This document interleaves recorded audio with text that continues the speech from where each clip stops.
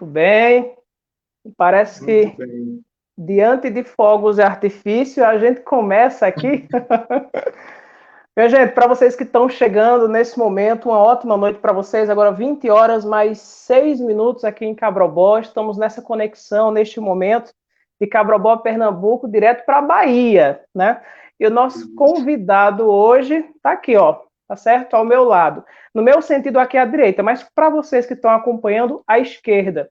Eu estou falando do Frei Pedro Augusto, já nessa carreira devotada há alguns anos, né, e gentilmente cedeu seu tempo para conversarmos aqui acerca de um assunto importantíssimo, seríssimo, e um assunto que merece muito estar nas pautas, não apenas no meio televisivo, nos jornais, nos grandes debates, mas de todas as áreas possíveis, sejam elas teológicas, psicológicas, sociológicas. O assunto de hoje é o suicídio, né? E os problemas existenciais do ser humano, sobretudo no tempo atual, em que cada um de nós acelera a vida na busca de uma tal felicidade e muitas vezes, por não alcançá-la da maneira que gostaríamos, acabamos então nos interrogando sobre nossas próprias existências. Eu lembro que o suicídio no Império Romano era visto como um motivo de honra. Algumas pessoas chegavam a tirar suas próprias vidas e isso era muito honrado. Não havia reprovação lá durante o Império Romano. Logo em seguida, ainda naquele momento, falando aqui de Sêneca, um dos maiores pensadores do Império Romano, ele via o suicídio como o último ato de um homem livre. Aliás, Sêneca chegou a praticar suicídio depois de toda uma ordem a respeito das leis daquilo que foi imposto para o imperador romano. O tempo passa e a Igreja Católica também passa a ter um posicionamento acerca disso. Rituais fúnebres, de acordo com a Igreja, não seriam feitos também em determinado contexto da história se a pessoa fosse suicida. Em um determinado momento, na Inglaterra, por exemplo, o suicida não poderia deixar, em outras partes do mundo, seu espólio para aqueles que viessem, ou seja, os herdeiros. Enfim, o suicídio tem vários pontos de vista. Hoje, muita coisa mudou. Mas o que leva uma pessoa a cometer suicídio? Por que que cada ano que passa a gente tem registros que faz a gente ficar cada vez mais assombrado? Bem, essas e outras tantas variáveis serão conversadas aqui. Antes do tudo, muito boa noite, Frei Pedro Augusto. É um prazer recebê-lo aqui. Seja bem-vindo a Cabrobó nessa nossa conexão aqui, tá bom? Muito obrigado. Boa noite, meu caro amigo Wellington. Desde já, obrigado pelo convite de estar aqui reunido para discutirmos esse tema tão sério e que um tema que urge nos tempos odiernos, não é? E é uma alegria para mim não estar presente em Cabrobó fisicamente, pessoalmente, mas essa possibilidade de virtualmente estar aí nessa minha terra, onde eu me cresci, né? Uma terra que eu tenho um carinho muito grande. Muito bem, gente, olha, para vocês que vão chegando aqui, fiquem à vontade, seja no meu Messenger ou então através da nossa live, para deixar a pergunta de vocês, né? Fiquem à vontade, tá bom? Olha aqui, nesse sentido aqui, eu já vou deixando meu boa noite também para a Maristela, para o Luiz Henrique, a Patrícia já está por aqui, Sérgio, boa noite, vamos falar desse assunto importante, Daiane, vamos falar desse assunto super importante. Bem, vamos falar então desse assunto super importante. O Beni César também já está ao vivo aqui, né? Muito bem. Eu convencionalmente falei aqui com o Frei, como chamar o senhor, né? Eu acho que pouca gente sabe, né? Mas nós já tivemos uma relação aluno-professor há algum tempo, né? E ele tomou o caminho sacerdotal, diz como chamá-lo agora. Ele diz, chama Frei mesmo, né? Então vamos seguir a convenção pelo o fato do respeito se impor neste momento. Eu acho bacana que seja assim. Frei Pedro, neste momento, para a gente começar aqui a nossa conversa, eu tenho que dar números que são assombrosos. 800 mil pessoas praticam suicídio por ano, de acordo com dados que foram coletados da OMS. A gente tem um suicídio a cada 40 segundos. Olha só, que coisa bárbara. Né? Aqui no Brasil, algo em torno de 12 mil pessoas, mas há outros números que falam em 11 mil. Mesmo assim, são números assombrosos. Como é que o senhor verifica esses números, que seja 11, 12, mas são 800 mil na casa disso por ano, pessoas no mundo cometendo suicídio? Por que as pessoas estão cada vez mais se voltando para uma prática que parecia ser medieval, mas ao mesmo tempo está tão atual nos dias de hoje, Frei? De fato, os números eles são bastante alarmantes, não é? E aí a gente vê, em primeiríssimo lugar, que é um problema do ser humano, né? É um problema do ser humano essa questão do suicídio. Eu, ao pesquisar alguns índices, não é? Alguns jornais e etc., tentava fazer uma certa luta de classe, como se dissesse que fosse um problema de uma classe negra, de uma classe indígena, etc. Mas não. De fato, é um problema do ser humano em geral, e que deve ser debatido. E, ao ver esse número tão alarmante, de 800 mil mundialmente, e 12 mil só aqui no nosso país, né, mesmo com todas as suas proporções continentais, nos faz necessário bradar como o lema desse Setembro Amarelo, né? É preciso agir. É preciso nós refletirmos sobre o que está acontecendo com o homem moderno e o que leva ao homem moderno realizar tal barbaridade, né, com a sua vida. Então, os números são alarmantes, é chocante nós vermos isso. E aí, os números nos diz primeiramente isso, que é uma realidade concreta, não é? Que está aí diante dos nossos olhos e que a gente deve se questionar o porquê e como agir, né, diante dessa situação do suicídio.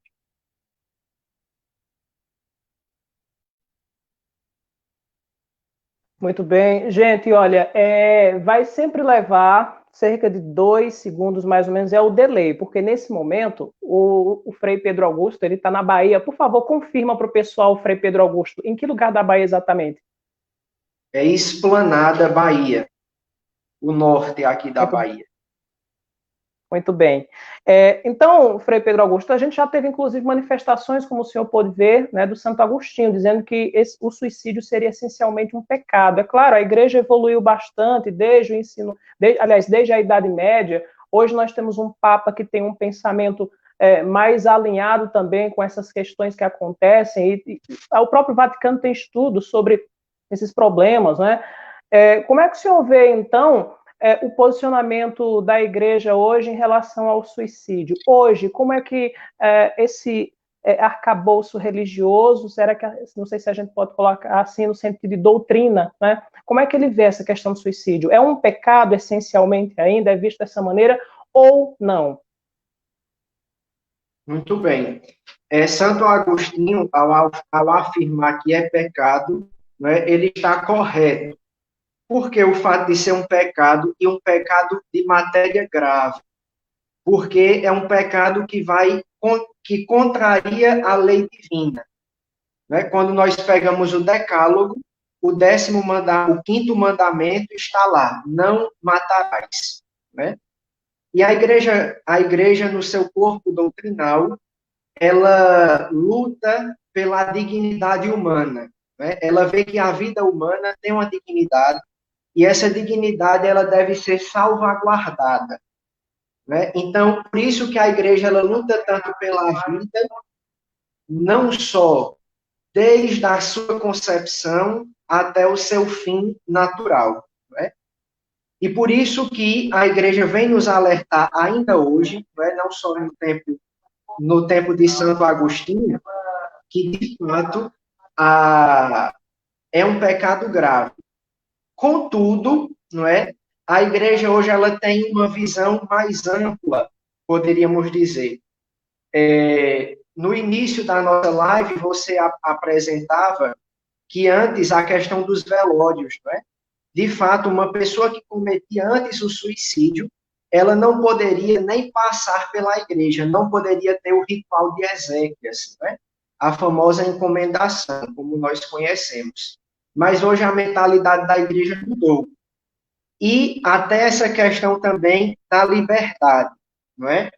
O, é, o catecismo da igreja vai tratar uma coisa muito interessante, que ele vai dizer assim, que é o número 2282 do catecismo, vai dizer o seguinte: distúrbios psíquicos graves, a angústia ou o medo grave da provação, do sofrimento ou da tortura, podem diminuir a responsabilidade do suicida. Então, um ser humano que ele está com a sua liberdade sendo ameaçada, a igreja reconhece que a imputabilidade da sua pena, ela é reduzida, não é? Então, o pecado, que é um pecado grave, porque viola diretamente o quinto mandamento, ele, por causa de uma liberdade, não é, que é pressionada por diversos fatores, sejam eles psíquicos, sejam eles biológicos, a imputabilidade da pena, né, do pecado, ela acaba sendo reduzida. Mas a igreja também nunca esquece de lembrar que cada um é responsável pela sua vida diante de Deus. E que a nossa vida é dom de Deus. Né? Dele nós recebemos e somente Ele é que pode tirar a nossa vida. E o catecismo também vem fazer, nessa questão da imputabilidade, ele vem nos dar um consolo muito grande, dizendo que nós, como cristãos, não devemos nos desesperar da salvação das pessoas que tiraram a sua vida. Porque Deus tem caminhos que só Ele conhece. E só a misericórdia de Deus vai conhecer esses caminhos e não sabe, não é, o que está passando interiormente, que é algo de foro interno da pessoa que está cometendo o suicídio, não é, o seu interior. E se de fato aconteceu ali, não é, um arrependimento salutar e a imputabilidade acaba sendo reduzida. Então é isso, nós não podemos nos desesperar da salvação das pessoas que tiram a sua vida, mas também nós não podemos negar essa realidade, não é? De que, de fato, o que viola a vida humana vai contrário ao projeto e à lei de Deus. Nesse momento, estamos numa live ao vivo, estamos conversando sobre esse assunto muito importante, ele chega a ser polêmico também, afinal de contas, nós estamos falando de vida e de morte, estamos falando do livre-arbítrio, mas, ao mesmo tempo, estamos falando de a ceifa de uma vida, né? E de corações também partidos por causa de uma decisão unilateral. Aqui eu pergunto... Frei Pedro Augusto, se Deus nos dá, então, esse livre-arbítrio, e como livre-arbítrio, ou seja, uma espécie de dom, né? Se é que a gente pode dizer isso, uma espécie de dom em que cada ser humano, através de seu julgamento mais criterioso, poderia decidir o que fazer na sua vida, onde é que fica o livre-arbítrio quando a pessoa se volta para si a ponto de tirar a sua própria vida? Muito bem. A liberdade, diante de algumas situações da vida, ela acaba sendo ameaçada, não é? E diante de todos esses fatores que a igreja apresenta e hoje reconhece, como os distúrbios psíquicos, não é? Os casos de tortura, tudo isso que vai fazendo com que a própria liberdade pessoal ela seja aprisionada, né? Ela seja aprisionada. Por isso que a igreja ela reduziu a pena, né? Porque de fato nós é que escolhemos o caminho diante do bem, diante do mal. Nós somos responsáveis pela nossa vida. Nós sabemos o que é certo, o que é errado. A escolha é nossa de qual caminho seguir. E muitas vezes nós saberemos as consequências. Mas aí entra o drama da liberdade quando ela se vê justamente ameaçada por diversos outros fatores, não é? Seja a questão de uma culpa muito grande, seja a questão do sofrimento, seja a questão da morte, não é? Esses são fatores que podem, de fato, colocar a pessoa contra a parede e aí, num ato de desespero, num ato de falta de esperança, se desesperando, sem sentido na vida, sem sentido diante dos sofrimentos e com a sua liberdade aprisionada ali, acaba fazendo o mal, né? E muitas vezes a gente vê a nossa liberdade, ela sendo usada de uma forma errônea, não só em atos graves, como é o caso do suicídio, mas às vezes até em coisas pequenas. Essa luta constante de bem e de mal que está dentro de nós, como São Paulo nos lembra na sua carta, né? Muitas vezes luto para fazer o bem que quero e termino fazendo o mal que não quero, né? O mal que não queria. Então, esse é o grande desafio. Uma liberdade que é ameaçada por diversos fatores, quer eles quais sejam, não é? Acaba diminuindo a responsabilidade da própria pessoa que comete esse ato contra a sua vida.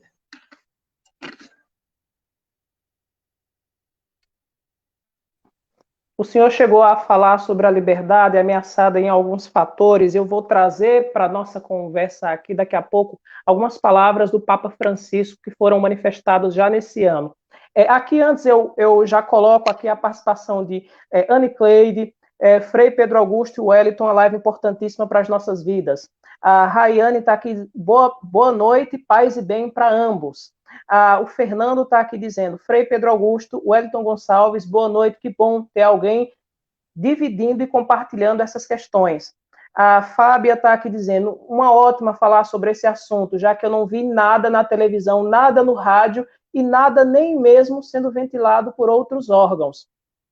Está aqui o Beni César dizendo que quem mais pratica o suicídio, ele pergunta se homens ou mulheres e por quê. A Osana Alves Feitosa Menezes está aqui, boa noite, gente, já estou aqui, né? E a Osana fala aqui o seguinte, né? Se a misericórdia de Deus é infinita e se renova a cada manhã, acredito que há esperança de salvação, sim, para aqueles que tiverem essa triste decisão. Muita gente vai chegando aqui, então, uma ótima noite. Esses números, eu estou vendo aqui que teve um probleminha na conexão do Frei, mas já está de volta aqui, não é? Já está de volta. O senhor me escuta bem, Frei? Sim, agora sim. Muito bem. O senhor saiu um pouquinho aqui da conexão, né? Mas veja só, nos voltando a essa questão que o senhor acabou de colocar na sua resposta anterior, o senhor falou que há elementos externos que vão contra esta liberdade e que, por isso, a igreja passou a observar com um pouco mais de parcimônia essa questão envolvendo o suicídio. Aqui, o Papa Francisco, ele, em uma mensagem já deste ano, falando a respeito desse assunto, também, de alguma maneira, ele diz o seguinte, abre aspas, quantas situações de usura somos obrigados a ver e quanto sofrimento e angústia existem nas famílias. E muitas vezes, no desespero, quantos homens acabam no suicídio porque não aguentam, não tem esperança, não tem uma mão estendida que os ajude, mas só uma mão que os obriga a pagar os juros. A usura é um pecado grave. Neste caso aqui, o dinheiro e esse excesso de busca da felicidade através do dinheiro seria um dos elementos externos que acabariam implicando gravemente nessa denúncia de que o homem tira a sua liberdade e, portanto, abre mão da vida, Frei Pedro Augusto? Sim, um dos grandes problemas hoje atuais é o materialismo, né? O materialismo que ele invadiu não só o indivíduo, não é? Mas também invadiu principalmente as nossas famílias, né? E aí a gente vê, nos últimos 300 anos, por exemplo, um grande esfacelamento da família. Uma das raízes desse materialismo que a gente pode ver no mundo moderno, a gente pode encontrar lá na Revolução Industrial, né? Eu sempre gosto de voltar esses 300 anos, pelo menos, de história, porque ali está o fundamento principal do materialismo moderno, para nós entendermos o materialismo moderno. E o que é que acontece? O Papa elenca esse problema da usura, não é? É o problema sempre do ter e do ter. E muitas vezes a questão do ser vai ficando de lado, porque o que importa é ter. E é como se fosse o ter as coisas materiais que vai me realizar e me fazer feliz como ser humano.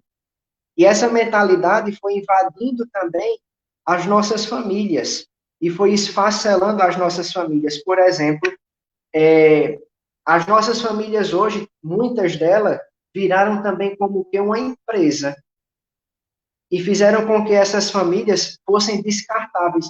Quantas vezes a gente vê aí famílias brigando por herança, não é? Brigando por coisas materiais, porque eu tenho que ter, porque eu tenho que ter, e aí entra esse grande problema do materialismo.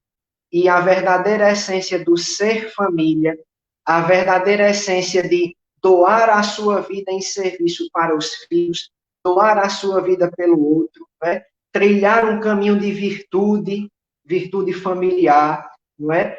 E se apegar com coisas que são imutáveis e que são transcendentes ao ser humano, para que a gente dê sentido também ao nosso sofrimento e a gente não fique parado apenas nas coisas materiais e nas coisas desse mundo, né? São Paulo tem uma frase muito interessante que ele diz: não vos iludais com o mundo, porque a figura desse mundo passa, né? Então, as riquezas, os bens materiais, as posses, tudo isso passa. E o nosso vazio que nós temos interiormente não é de coisas materiais, porque tudo que é material não nos vai preencher, não é? Na nossa sede que nós temos interiormente, que o cristianismo vem falar principalmente dessa nossa sede que nós temos de Deus, essa nossa sede de felicidade, essa nossa sede de realização como pessoa humana. E muitas vezes buscar preencher essa sede, esse vazio que está na nossa alma, com a água errada, né? E a água que muitas vezes busca para poder matar essa sede é uma água que só vai dar mais sede ainda, que é a água do materialismo, das coisas que perecem, das coisas que passam. Gente, para você que está chegando, estamos ao vivo, como vocês podem perceber, nesta nossa live aqui, nos utilizando de um assunto importantíssimo, e aqui eu fiz esse convite ao Frei Pedro Augusto, ele está na Bahia nesse momento, eu estou aqui em Cabrobó, e nós estamos trazendo para vocês uma abordagem desse assunto que, infelizmente, acaba dizimando também famílias, não é? Porque porque o suicídio, o ato de tirar a própria vida, por vários outros motivos, Frei, acaba não só atingindo a quem pratica o suicídio, mas a todos os entes familiares que ali estão também. Esses sofrem bastante, se perguntam por quê e chegam a questionar também o motivo de Deus ter deixado que isso acontecesse, né? Então, como é que a gente pode fazer essa equação de que por que Deus dá a vida e por que Ele permite que a vida seja tirada dessa maneira, sem nenhum tipo de intervenção? A teologia teria um ponto de vista sobre isso? Isso aí é um campo que tange novamente a questão da liberdade, não é? E aí volta para o ponto principalmente da liberdade. Deus nos deu liberdade, não é? Nos deu livre-arbítrio para nós vivermos na nossa vida e a conduzi-la, seja de uma forma saudável, boa, ou também seja para o mal, não é? E Deus permite, de fato, muitas vezes que o mal ocorra, onde o mal muitas vezes também, não é? que acontece no mundo também serve para o nosso crescimento e para o nosso amadurecimento. Mas Deus, ele não pode mudar a ordem das coisas que ele criou, né? E Deus não pode obrigar as pessoas, ele infringiria a nossa liberdade se ele nos obrigasse, né? Você tem que fazer isso, isso e aquilo, né? Você tem que segurar a sua vida até o fim, e etc. Né? Deus nos dá essa liberdade. E nós somos os grandes responsáveis por essa liberdade que Deus nos dá, de não nos obrigar a nada. Porque tudo que ele fez é um convite de amor para estar com ele, para estar ao lado dele, para segui-lo, né? E o seguimento a ele que passa justamente por essas dificuldades, que passa pela cruz e que passa por esse mistério do mal. Me parece que seria bastante contraditório, ao mesmo tempo que Deus, segundo as Escrituras, segundo o que conhecemos do estudo, né, da Bíblia e tudo aquilo que é relacionado a Ele, nos dá esta liberdade e, ao mesmo tempo, nos tiraria esta liberdade. Me parece que, no ato de dar liberdade, significaria também uma plenitude para se fazer o que quiser. Inclusive isso, né, nas palavras do Senhor, eu posso depreender isso também. Num outro momento futuro, num outro plano, se é que algumas pessoas pensam em plano, numa outra vida, isso seria então ajustado aí, né, diretamente com Deus. Aqui eu gostaria de citar apenas, alguém chegou a questionar, me parece que levemente o número de homens que cometem suicídio é um pouco maior que o das mulheres. E eu aqui chamaria a atenção para o Hospital Santa Mônica, em São Paulo, que divulgou uma informação no dia 31 de março desse ano, está lá, inclusive, essa informação, o impacto das redes sociais e desse universo digital, Frei Pedro. Né? Essa falta de expectativa no futuro, como algumas das causas que levam também ao suicídio de jovens. Como é que qual tipo de dosimetria nós poderíamos dar para essa relação de redes sociais, em que muitas vezes as pessoas se pegam não conversando com outras e buscando estabelecer elos, mas muitas vezes contemplando a si próprio como se fosse um ato bastante narcisista, né, para citar aqui um personagem mitológico grego. Do que é que a gente está falando nessas relações sociais que levam muitas vezes à depressão e até mesmo ao suicídio? Nós estamos cultivando demais a imagem, Frei Pedro? E qual seria o problema do culto à autoimagem no dia de hoje? Se é que o senhor pode fazer aí uma reflexão para a gente. Muito bem. Esse problema do mundo virtual, não é? O mundo virtual, o próprio nome, ele já é bem sugestivo. Você vive ali muitas vezes, o mundo virtual, a gente vê essas pessoas buscando narcisismo, buscando olhar muito para si e viver apenas no mundo virtual, como muitas vezes uma fuga da realidade. Né? Eu vejo muitas vezes assim. Muitas pessoas que se refugiam nesse campo virtual, muitas vezes estão também fugindo da realidade. Porque aqui no mundo virtual eu posso forjar aquilo que eu pretendo ser, não é? Ou eu posso fazer uma imagem muitas vezes caricatural de mim, que foge do verdadeiro eu no mundo lá fora, no mundo fora do virtual, né? Então a gente vê sempre as pessoas no alto culto de si mesmo, não é? E muitas vezes, colocando momentos prazerosos, momentos felizes, não é? Para mostrar sempre isso. Porque eu sou feliz. Porque isso, porque aquilo. E quando a gente vai ver na realidade, no mundo real, né? A coisa é totalmente diferente. Então, muitas vezes a gente, um dos grandes desafios das redes sociais hoje é essa. Se fala dessa dosimetria, né? É se a minha vida real ela está sendo proporcional à minha vida virtual, que muitas vezes tem essa uma desconexão. E essa minha vida virtual está sendo uma fuga, não é, da minha realidade, uma fuga do sofrimento que eu esteja enfrentando, uma fuga de uma dificuldade que eu estou passando.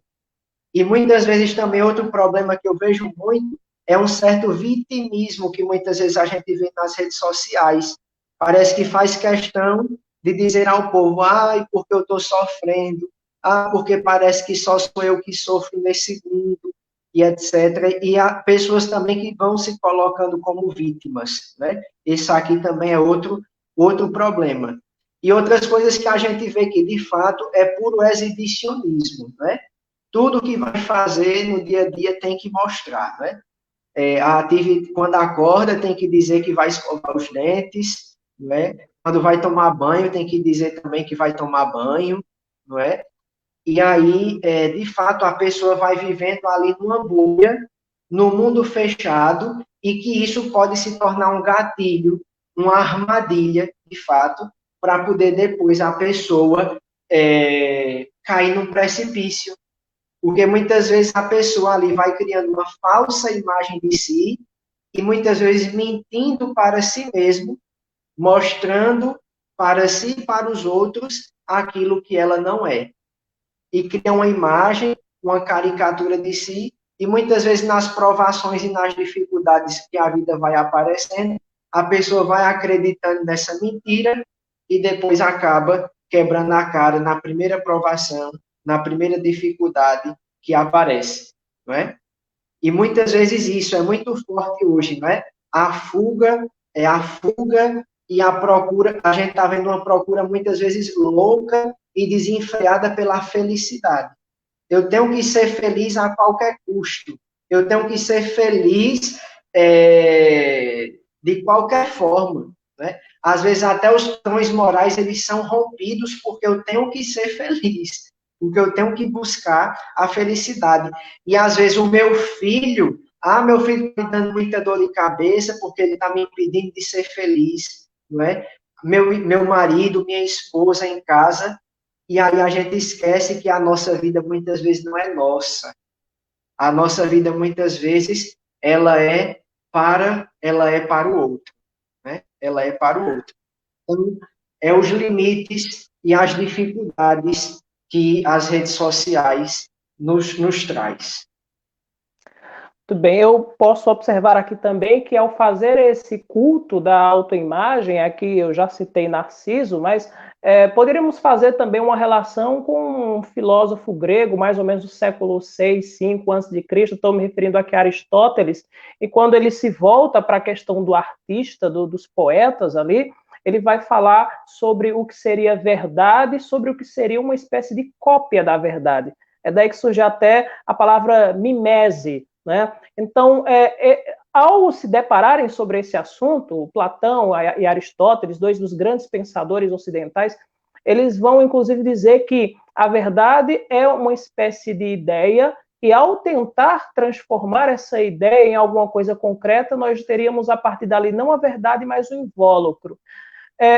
Sabendo que um culto da imagem nas redes sociais, nesse momento, faz uma referência a uma ideia que se projeta tentando ser uma verdade, né? Como é que a gente avalia, então, essa questão da extrema vaidade que precisa ser alimentada por quem me vê, Frei, e não pela minha observação de quem eu realmente sou? Olha, uma coisa que eu sugeria, que é muito importante para quem está caindo nesse erro, é a importância do autoconhecimento, né? É clássica a sentença de Santo Agostinho e dos gregos, né? O conhece-te a ti mesmo. É muito importante que nós possamos olhar para dentro de si, não é? Contemplar os nossos conflitos, contemplar quem eu sou e buscar cada dia mais enxergar quem eu sou através do autoconhecimento, né? E a partir daí e buscar trabalhar as minhas limitações, as minhas dificuldades, o porquê que muitas vezes eu estou me refugiando nessas vaidades ou nessa busca de prazer, o que é que isso está apontando para mim. Então, eu acho que para responder essa pergunta, a palavra-chave seria isso, a importância da busca do autoconhecimento, né? Quem sou eu de verdade? Né? e quem eu estou querendo me tornar. E aqui eu voltaria também para a questão tão importante da liberdade, não é? De como eu estou usando a minha liberdade, não é? Como eu estou guiando a minha vida.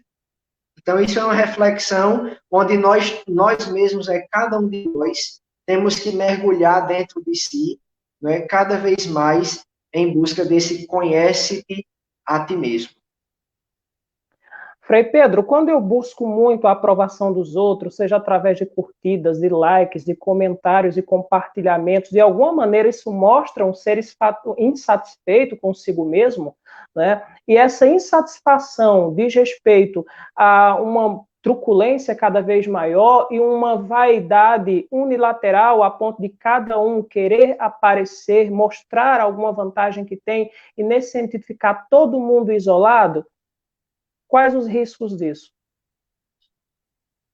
Eu sempre digo que a gente pode cair na fama da vaidade, não é? De muitas vezes querer viver da fama da vaidade dos outros, não é? E aí é um certo, quando eu posto uma coisa e tenho muita curtida, mas aí eu posso postar outras coisas também e não ter tanta curtida, e não ter uma reação boa. Então, eu também não posso querer muitas vezes viver apenas da aprovação ou da reprovação dos outros. Seria um ato de desespero? É uma pergunta que eu deixo inicialmente aqui antes de vir para os comentários, porque aqui aparece muita gente no meu Messenger e também através da nossa live. A Lidiane está em São Paulo nesse momento. Tema oportuno, boas respostas do Frei. Muito obrigada, Wellington, pela live. O João Francisco Messias está aqui dizendo, coisa linda, falar sobre um assunto tão controverso e dessa maneira tão simbólica. A Cheyenne, né, está aqui dizendo, boa noite a todos, estou adorando a live. O Rodrigo está aqui dizendo, como é difícil encontrar um conteúdo de qualidade. Parei aqui e aqui estou até agora. Parabéns.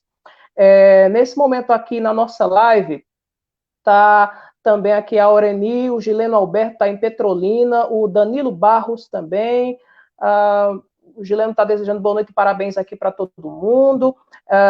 O suicídio hoje acontece em todos os grupos de sociedade. 3 anos para cá, observei um número crescente, assustador das pessoas religiosas, crentes, pastores, padres que praticam suicídio. Isso é assustador. A Osana falando. A professora Lucinha está aqui parabenizando todo mundo. A Leonilda, que é professora também, muito bom o bate-papo. Está aqui o Benivaldo Freire também, Maria Estela. Deus proteja Frei Pedro aqui, né? A Maria Estela está dizendo, sua vozinha assistindo. A Fernanda Fernandes, boa noite. Pois é a sua avó, Frei Pedro, é isso? Isso, justamente. Maria Estela é minha avó. Desde já, um grande abraço e um beijo para minha família, que eu tenho certeza que estão assistindo. Não em Cabrobó, mas em Salgueiro. Mas aí, vizinho. Era essa a pergunta que eu ia fazer aqui, né? Justamente, está em Cabrobó, mas está em Salgueiro, né? Está em Salgueiro. Frei Pedro, não seria uma falta... seria um grito de desespero o fato de se buscar nas redes sociais o que até pouco tempo a gente encontrava na reunião de amigos, na conversa face to face, cara a cara, no caso, no abraço, no aconchego de amizades, de parentes. É um grito de desespero o fato da pessoa buscar excessivamente essa questão da aprovação das redes sociais? A minha internet travou aqui um pouquinho, enquanto eu estava dando a outra resposta. Eu não sei se a resposta saiu na íntegra. Saiu aqui na íntegra, que eu estou com outro painel aqui acompanhando para ver. Tá tudo ok, pode seguir. Ótimo. Mas eu dizia assim, que a gente, não podemos cair na ilusão de uma certa aprovação ou reprovação nas redes sociais. Até porque a gente não pode viver da fama ou da vaidade dos outros, daquilo que os outros pensam de nós. Porque a gente vai ter aquele momento de aprovação nas redes sociais, etc., todo mundo elogiando, etc. Muitas vezes isso a pessoa recebe como uma massagear, uma forma de massagear o seu próprio ego, né? Mas o questionamento muitas vezes que eu faço mas muitas vezes, quando nós voltamos para o nosso quarto e nos fechamos ali na nossa solidão, a gente sempre vai se deparar com eu, né? A gente vai se deparar sempre consigo mesmo, né? Com aquilo que eu sou. E naquele momento do silêncio da nossa existência, vão se cessar os aplausos, vão se cessar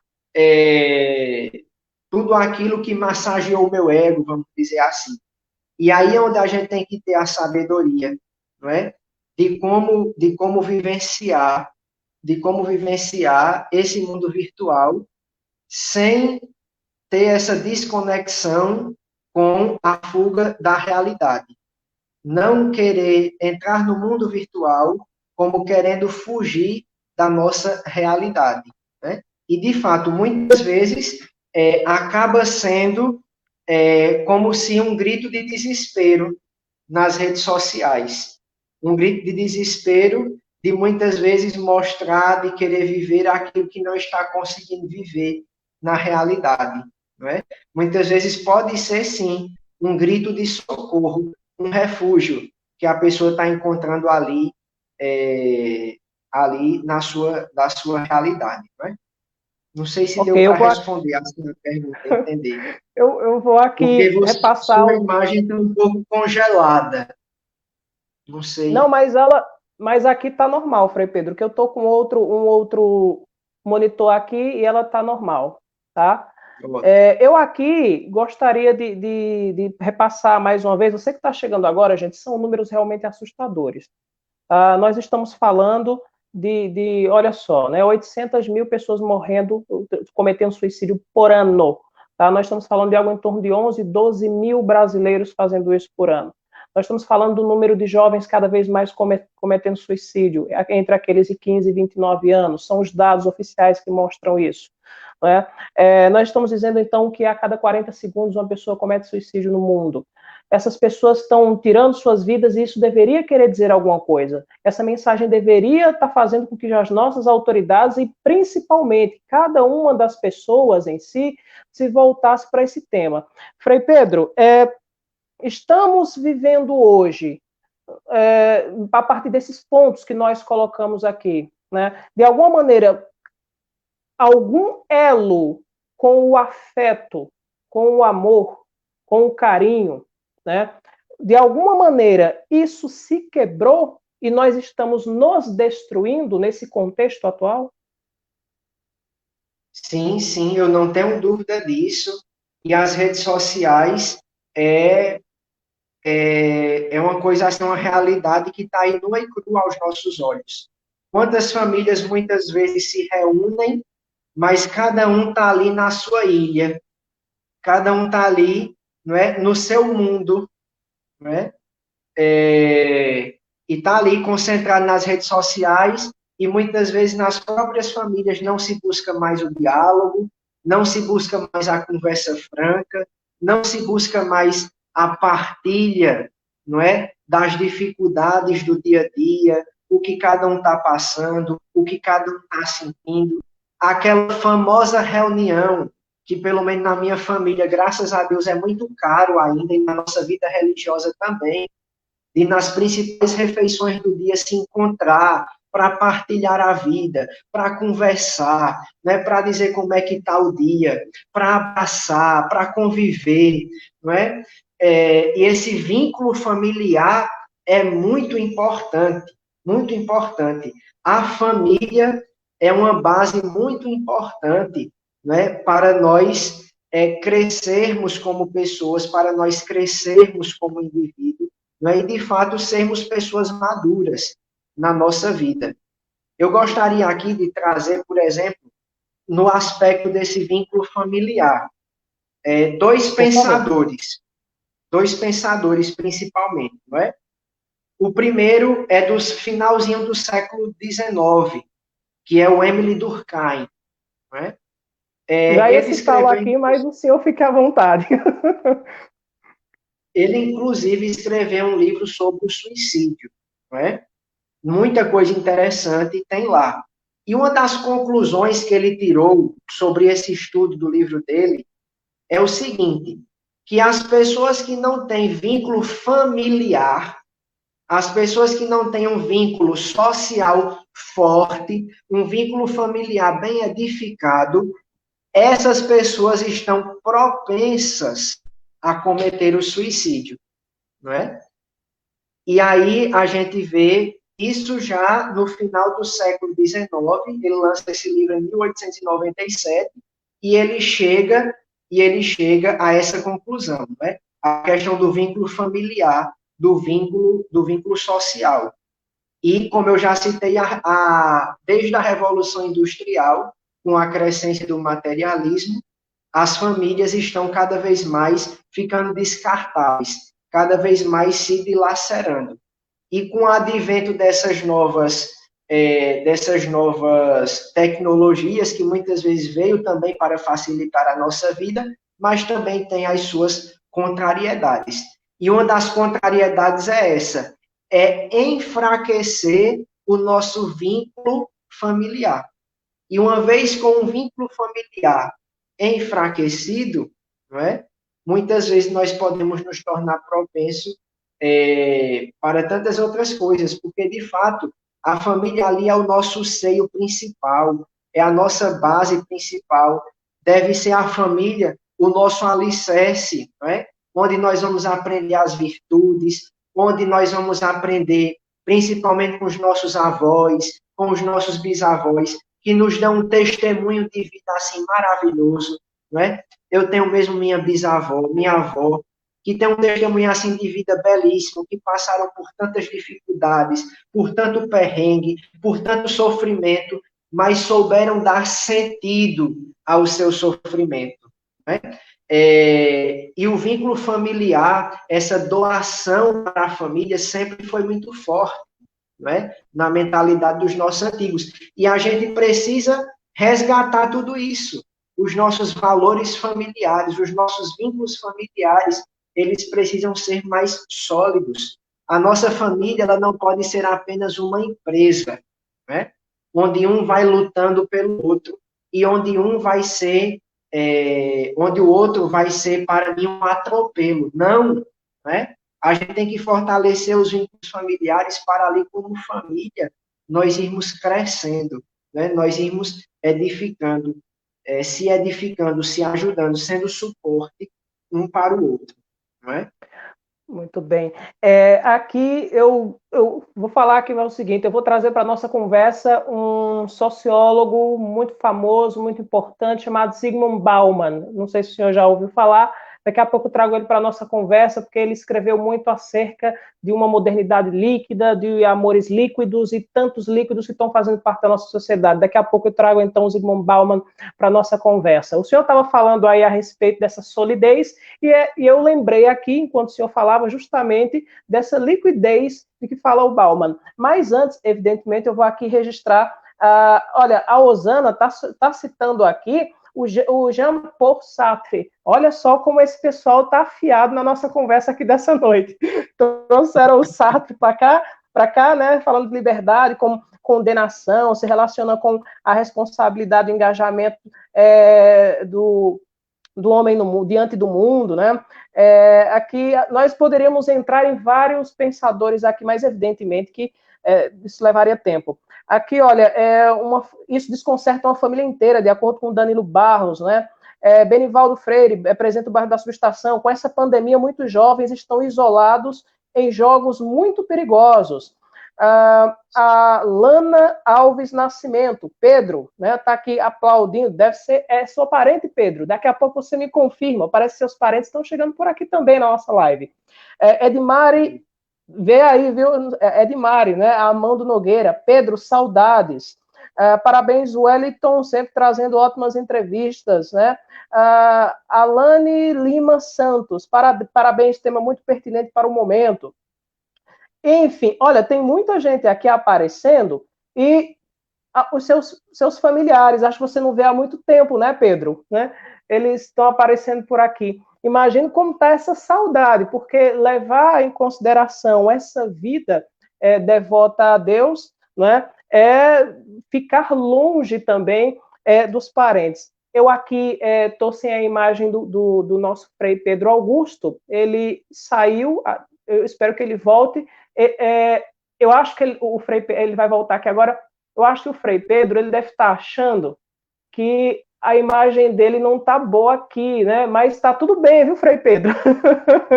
Eu coloquei um telão aqui para acompanhar se a nossa imagem está legal, se está tudo bem. E o telão está me mostrando que está tudo bem, viu? Se por acaso der uma paralisação de um segundo ou outra, mas volta ao normal, tá?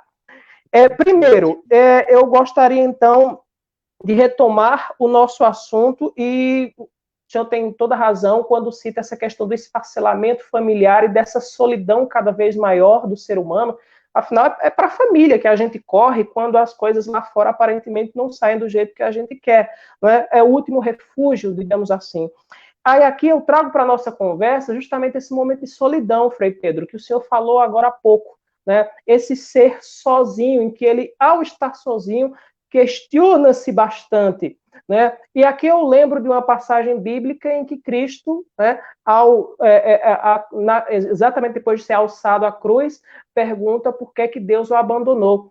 Tem muito esse questionamento no momento que precede, inclusive, a depressão, Frei Pedro, que é outro problema seríssimo. De acordo com a Organização Pan-Americana de Saúde, são 300 milhões de pessoas passando por essa questão de depressão no mundo, algo que muita gente está dizendo que é mimimi, que é falta disso, que é frescura, que é aquilo, mas esse mimimi está vitimando pessoas, não é? Sim, sim. Também é um grande problema que a gente não pode fechar os olhos.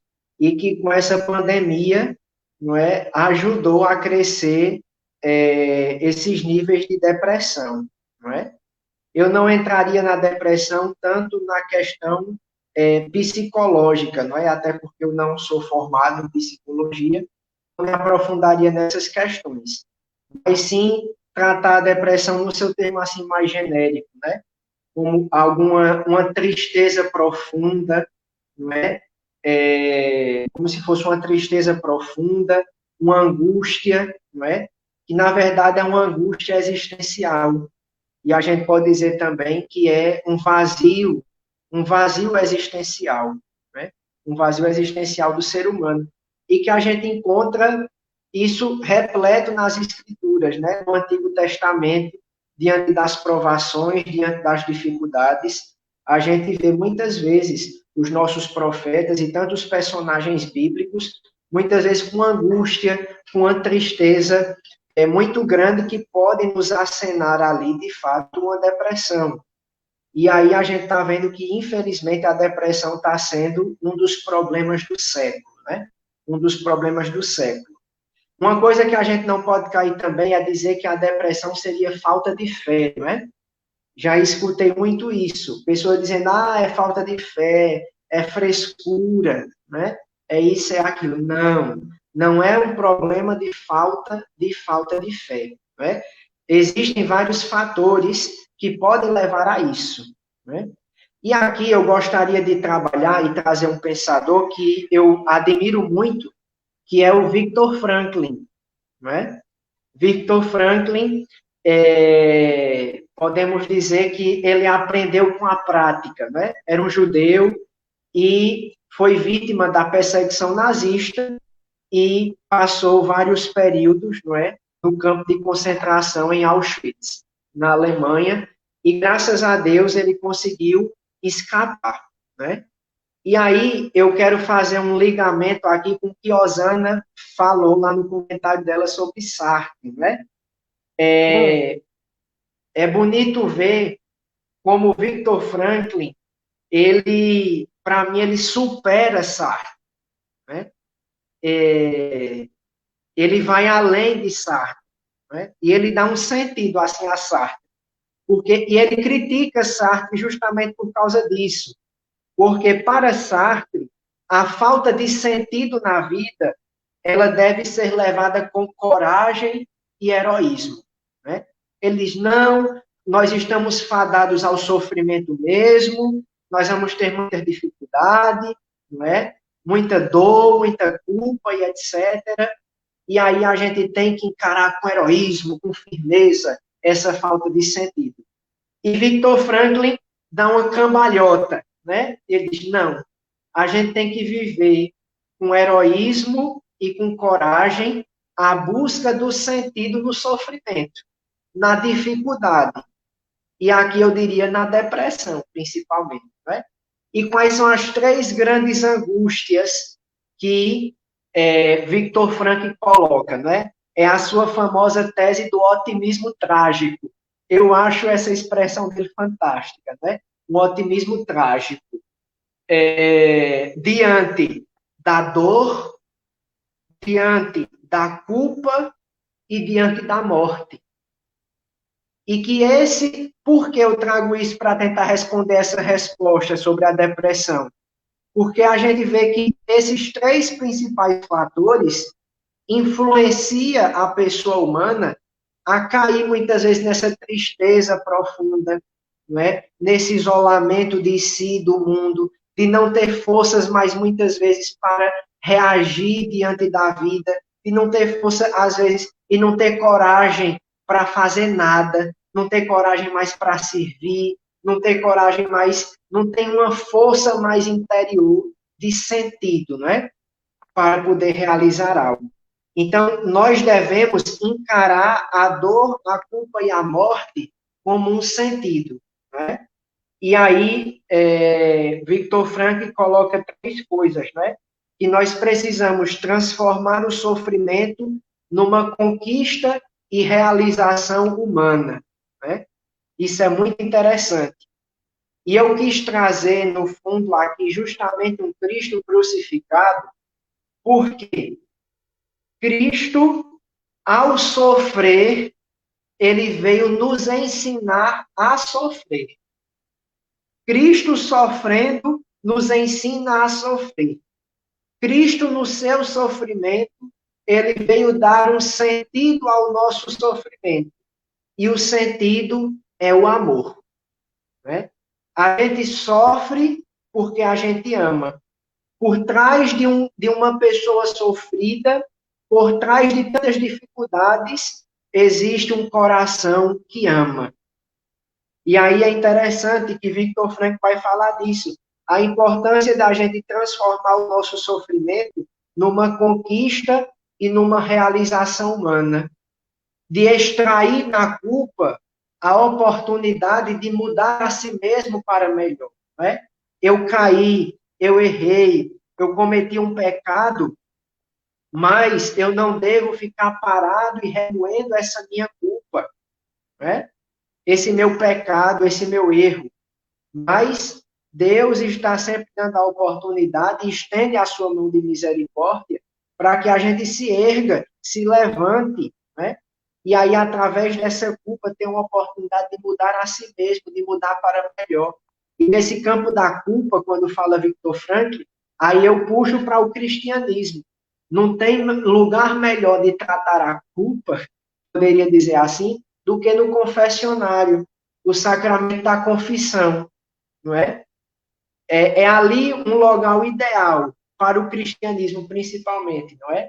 Para os católicos, onde nós trabalhamos as nossas culpas, onde nós buscamos ali uma oportunidade de mudar para melhor, não é?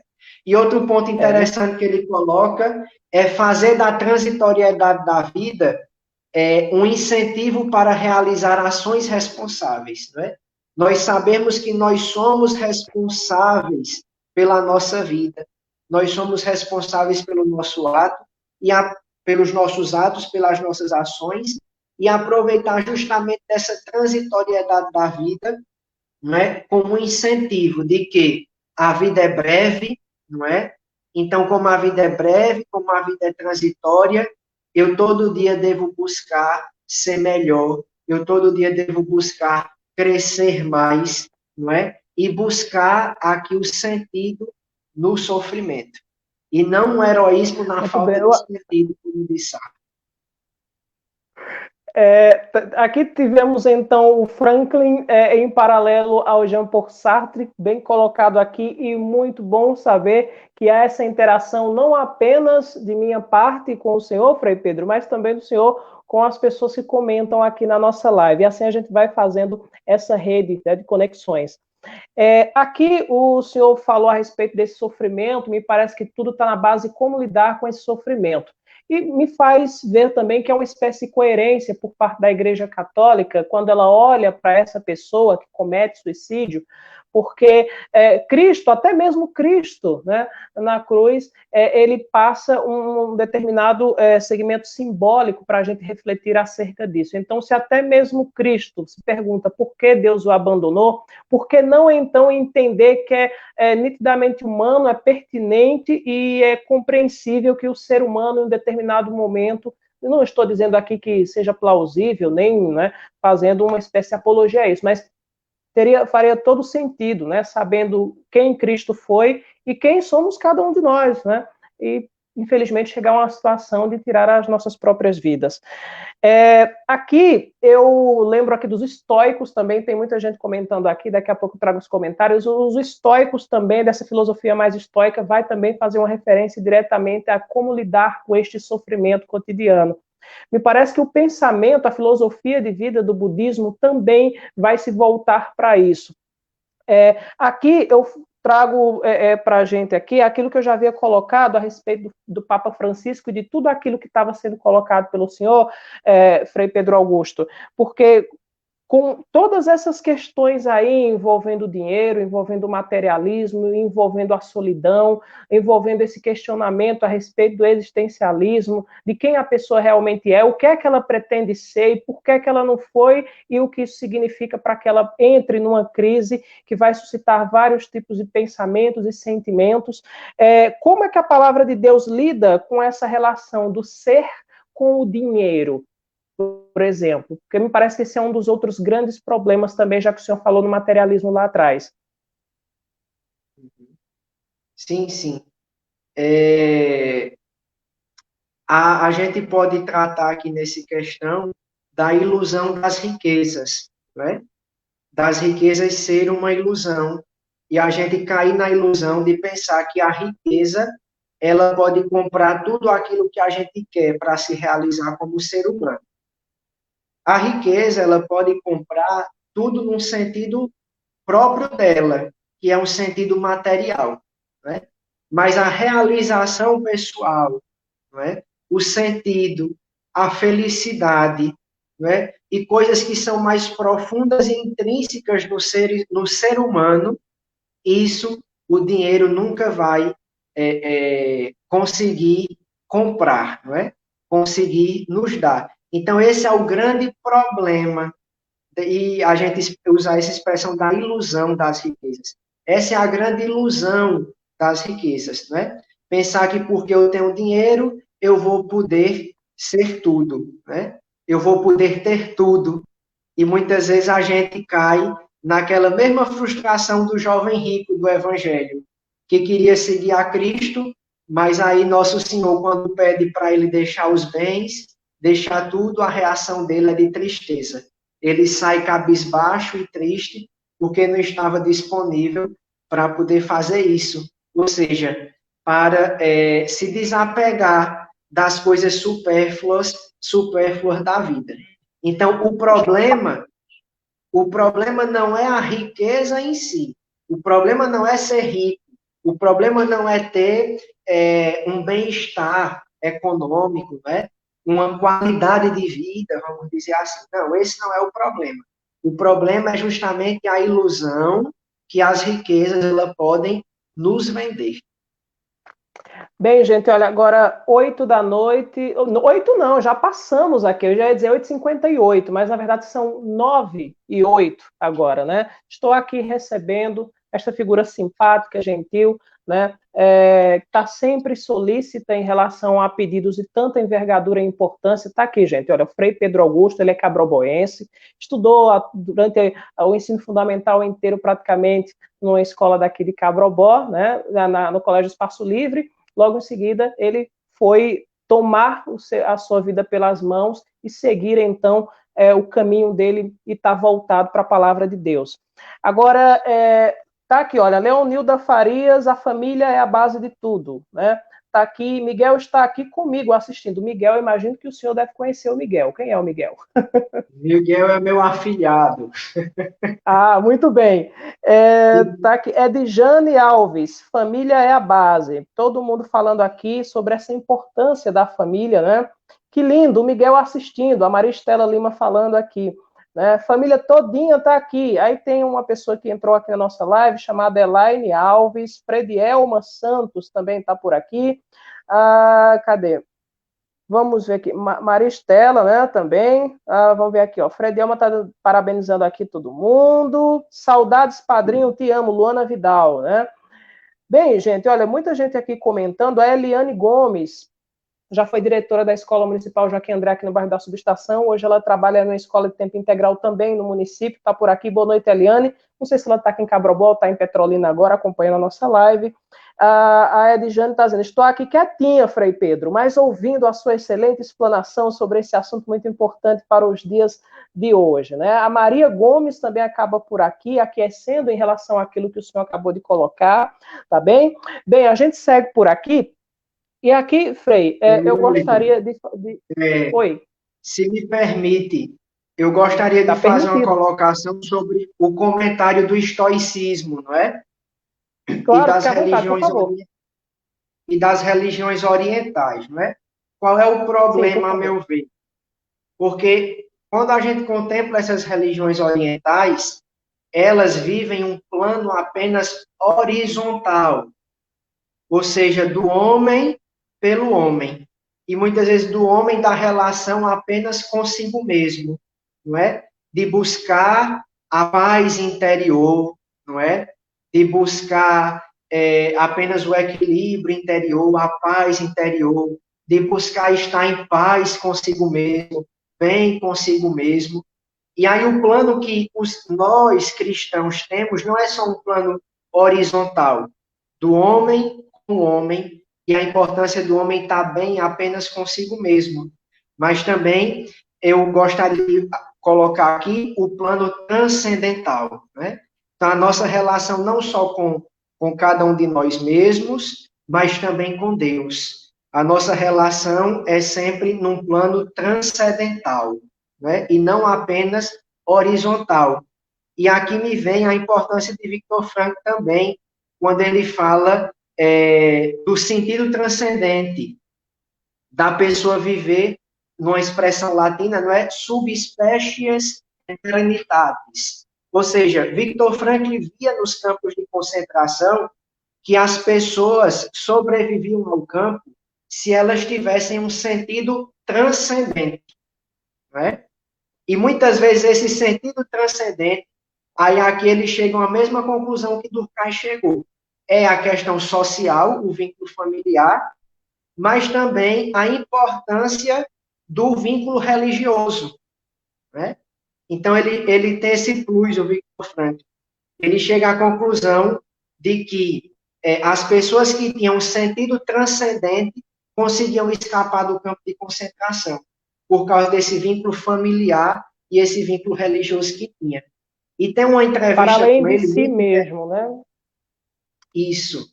Tem uma entrevista muito interessante com ele, só para concluir o pensamento, que ele conta, relata no campo de concentração, como ele livrou 2 pessoas de cometer o suicídio.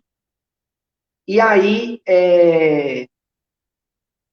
as pessoas, o que tinha em comum dessas 2 pessoas, e os 2 não sabiam entre si que estavam querendo cometer o suicídio, mas depois foram conversar com o Franklin, mas o senso comum que havia dos 2 era o fato deles dizer que, mas eu não espero mais nada da vida.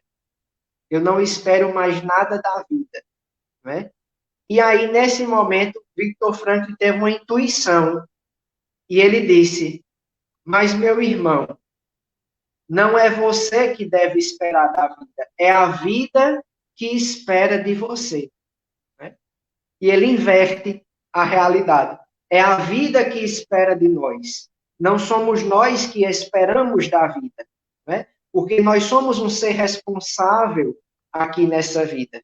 Então, ninguém vem ao mundo por acaso. Nós aqui temos uma missão e a vida cobra de nós. E quando ele fez essa inversão, um dos que estava querendo cometer suicídio lembrou que uma das suas filhas tinha conseguido fugir da perseguição nazista e tinha se refugiado nos Estados Unidos. E ele, aí veja a importância do vínculo familiar. Por amor à sua filha e o desejo do reencontro com a filha, foi isso que fez com que ele lutasse pela vida dele até o fim, para sair daquele campo de concentração, porque o sofrimento dele ali ganhou um sentido, né? E um sentido que transcendia a sua realidade. E o outro rapaz que queria cometer o suicídio, ele lembrou que tinha um projeto que ele queria terminar, que era uns volumes de geografia. E ele já tinha concluído alguns volumes, mas tinha outros que ele ainda queria terminar esse trabalho. Então, o amor, aqui entra também o ponto social, né? Então, o ponto familiar e o ponto social, né? Então, isso deu um sentido transcendente para com que ele lutasse pela vida até o final, porque ele queria empenhar aquele projeto que seria uma realização pessoal para ele, né? Então, essa é a grande chave de leitura, a gente ter esse horizonte transcendente e buscar o sentido do nosso sofrimento. E lembrar que nós somos um para o outro, somos aqui, estamos no mundo para servir. Bem, gente, mais uma vez aqui dizendo para vocês que essa nossa live está conversando, abordando, né, filosoficamente, psicologicamente, porque de alguma maneira não tem como falar de uma coisa se não adentrar na outra, evidentemente não com a profundidade que a psicologia diria, afinal, são muitos psicólogos que falam sobre esse assunto, mas não é um assunto extremamente psicológico, é um assunto que é sociológico, é filosófico, ele é tudo ao mesmo tempo que envolve o ser. E ao envolver o ser, não tem como você limitar determinado assunto tão importante, tão complexo também. Está aqui o Frei Pedro Augusto comigo nessa noite, então, falando a respeito desse assunto tão importante, por causa do Setembro Amarelo, como vocês sabem, é um mês que é utilizado justamente para prevenção ao suicídio. Há estudos que mostram, inclusive, que falar sobre o suicídio aumentou, né, exatamente os índices de suicídio. Aqui diria que esse estudo também, que eu já li, vários, inclusive, a respeito do assunto, esse estudo, ele esquece de dizer que ao falar sobre o suicídio também, é por isso que nós estamos aqui, ao falar sobre o assunto, automaticamente busca-se mais dados sobre esse assunto, ou seja, acaba se desnudando aquilo que antes estava encoberto pela cegueira de outros assuntos que nós julgamos tão importantes ou mais importantes que este. Aqui, então, Elian, aqui, olha, o pessoal falando sobre os estoicos aqui, né, também está suscitando essa nossa conversa, Frei Pedro, também uma abordagem de outros pensadores, eu fico feliz por isso também. A Antônia Anselmo também está por aqui, a Rosemary, que já foi, inclusive, sua professora de arte, né, está por aqui também, né? Ela está aqui, ó. Boa noite, nobre colega Wellington Gonçalves, Wellington e meu compadre Frei Pedro Augusto, muito importante debater esse assunto. Parabéns. A Antônia está aqui dizendo, parabéns, assunto extremamente importante. A Alane Lima Santos, né, está deixando os parabéns aqui para a nossa live, né, por mais momentos grandiosos, de maneira intelectual, que faz bem para a nossa saúde mental. E aqui, mamãe é orgulhosa. É a sua mãe, Frei Pedro Augusto? Isso, a Alane de Lima Santos é minha mãe. Um grande cheiro. Né? Muito bem. Frei, é o seguinte, em um determinado momento, aqui eu vou trazer outra pessoa que também é uma personalidade marcante na nossa história. E acho que o senhor começou a ter contato com ele logo lá no ensino fundamental mesmo. Trata-se do bardo William Shakespeare. Em um determinado momento, numa das peças dele, talvez a última, chamada A Tempestade, o Shakespeare, lá na boca do Próspero, que é um dos personagens, né, ele acaba dizendo que nós somos feitos mais ou menos da matéria dos nossos sonhos. Então, se muitas vezes os nossos sonhos não são realizados, pelo menos não com a velocidade que nós gostaríamos, e por isso vem a frustração, Então, estaria, então, no sonho um motivo perigoso para que nós pudéssemos, de repente, desbravar determinados segmentos da mente a ponto de, e aqui eu me lanço ao nosso querido Sigmund Freud, né, a ponto de nos encontrarmos com algo muito estranho dentro de nós, desconhecido, e aí sim tirarmos a nossa vida por causa dessa falta de resposta ao desconhecido? O sonho, ele é sempre uma meta, um ideal, né? E o sonho é algo que ele, por ser uma meta, o seu ideal, é algo que eu vou ter que lutar para atingi-lo. Então, a gente pode escolher o caminho a qual seguir para poder eu realizar esse sonho, mas no meio do caminho é comum que sempre apareça as intempéries, né? As dificuldades no meio do caminho, que muitas vezes, quando essas dificuldades vêm justamente contra a corrente dos nossos sonhos, contra a realização do nosso ideal, a gente pode aproveitar tudo isso como um trampolim, vamos dizer assim, para continuar investindo nesse sonho, não é? E chegar a essa meta que nós tanto almejamos. E também não ter medo de estar errado, não ter medo de se frustrar no meio do caminho, não é? Não ter medo de muitas vezes evoluir o pensamento. Ah, hoje eu pensava assim, amanhã eu já posso. Não, esse caminho não é tão bom, que tal seguir esse, mas que possa também levar ao meu sonho, né? A minha meta. Então, o importante é isso, é a gente saber que vai ter, que é uma meta, a meta, o sonho é algo que está acima de nós. Então, como é algo que está acima de nós, é algo que nós devemos construir, pedra sobre pedra, não é? Dia por dia, mas nunca deixar de alimentar esse sonho que dá sentido à nossa vida e à nossa realização pessoal por causa das dificuldades da vida, não é? Por exemplo, hoje meu grande sonho e meu grande ideal de vida, primeiramente, é professar os votos, né? Se Deus quiser, já está bem perto aí de professar os votos simples. Mas aí quantas dificuldades, quantos desafios, quantas abnegações, quantas vezes eu tive que me quebrar para mim mesmo, morrer para mim mesmo, morrer para a minha vontade, muitas vezes, né? Me submeter a algumas coisas, mas tudo isso eu fiz por amor. Tudo isso eu fiz porque eu sei aonde eu quero chegar, porque eu sei aonde eu quero ir. Então, essa é a importância de traçar metas, de traçar uma finalidade na nossa vida. Nós temos que ter uma finalidade. E esse é um grande questionamento do ser humano, né? Da onde vim e para onde vou, não é? Qual é o meu princípio e qual é o meu fim?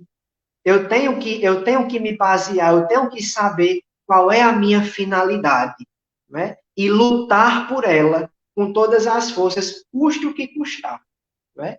Então, se a minha realização, o meu sonho hoje é ser religioso, é ser futuramente um sacerdote, pode aparecer todas as dificuldades, contratempos, mas a gente vai aprendendo com tudo isso na caminhada. E o importante é sempre isso, é nunca alimentar a dúvida, mas alimentar a convicção no sonho e na meta que eu estou buscando na minha vida. Ter convicção daquilo que nós buscamos, daquilo que nós queremos e da finalidade que nós pretendemos, que nós almejamos alcançar. Bem, gente, olha, agora 21 horas, mais 23 minutos nesse momento.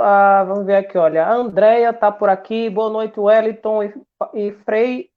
Colocou Padre Frei barra aqui, Augusto. Muito bom ouvir vocês dois nessa noite, né? A Eliette está por aqui. Estou aprendendo muito filosofia, mais com vocês do que com os meus professores. O João Pedro está aqui também, dizendo: endosso tudo que foi dito. Estou aprendendo filosofia, é aqui. Tem mais aulas para dar? A Cíntia está dizendo, infelizmente já perdi um parente, nós não percebemos a tristeza, a melancolia dele, Wellington, e aí ficamos muito nos condenando por causa dessa perda. Poderíamos ter visto antes, talvez estivéssemos no nosso mundo, esquecendo do mundo daqueles que nos cercavam. Então, eu já aproveito, aqui foi colocado pela Rosana também, estou muito feliz e orgulhosa por vocês dois conduzindo essa live maravilhosa com um assunto tão importante nesse Setembro Amarelo. Zenilda Gonzaga acaba de chegar por aqui também, boa noite a todos. Partindo desse ponto de vista de que as pessoas estão muito solitárias na sua busca de felicidade, para isso passa por esses pontos, os quais a gente já citou aqui, Frei Augusto, inclusive pela vaidade, sobre esse culto à personalidade, à própria figura física, aquilo que o Papa falou sobre a usura e tantas outras coisas, e aí eu tinha mencionado Zygmunt Bauman, né? E ele vai falar a respeito dessa modernidade líquida, desses amores líquidos, vai fazer uma relação daquilo que era e daquilo que é, ou seja, um casamento durava muito tempo, hoje essa pressa, essa celeridade, enjoa-se rapidamente da pessoa, descasa-se, desquita-se com muito mais velocidade também, os namoros não duram mais a mesma coisa, agora você precisa ficar com várias mulheres, ou então as mulheres com vários homens para mostrar o seu poderio de atração, não se apega mais tanto a outras coisas que são tão sólidas. Por que é que a gente, na sua concepção, na sua opinião, de acordo com o ponto de vista teológico, Frei Pedro Augusto, na sua opinião, por que é que a gente foi tornando então essas relações tão líquidas, a ponto de escorrer pelas nossas mãos e assim não trazer a concretude de que tanto nós precisamos, como esse conforto de que ao olhar para o lado as pessoas estarão sempre ali junto com a gente e nós com elas? De fato, a gente está as virtudes, não é? Tudo aquilo que nós aprendemos de bom, tudo aquilo que sempre foi base para a nossa civilização, parece que a cada dia que passa, de fato, está sendo esfacelado. E a efemeridade está tomando de conta de todos os laços, né? E aí, eu sempre, quando eu falo da família descartável, né? Tem uma frase que eu vi muito interessante que diz assim, sobre essa questão de uma família descartável, dizendo que hoje as famílias estão descartando as crianças pelo aborto e muitas vezes descartando as crianças pelo fato de não quererem mais terem filhos ou se reduzirem a 1, 2 filhos, não é? Descartando o cônjuge pelo divórcio, não é? Pela separação, e muitas vezes os relacionamentos eles não duram mais, e descartando também os nossos idosos, muitas vezes. Quando não é em asilos, também é descartando os nossos idosos pela eutanásia, né? E tantas outras coisas que contraria também a vida. Né? Então, é muito interessante isso. A gente contemplar, de fato, como aquilo que é base, que deveria ser sólido, ele cada vez mais está se esfacelando. Né? De fato, tudo está sendo muito líquido, tudo está muito fluindo nas nossas mãos. Né? E hoje eu tenho, amanhã eu não tenho mais. E aí a gente vê muitas pessoas assim desorientadas. Né? Muitas vezes desorientadas porque não sabe, não tem de fato uma orientação.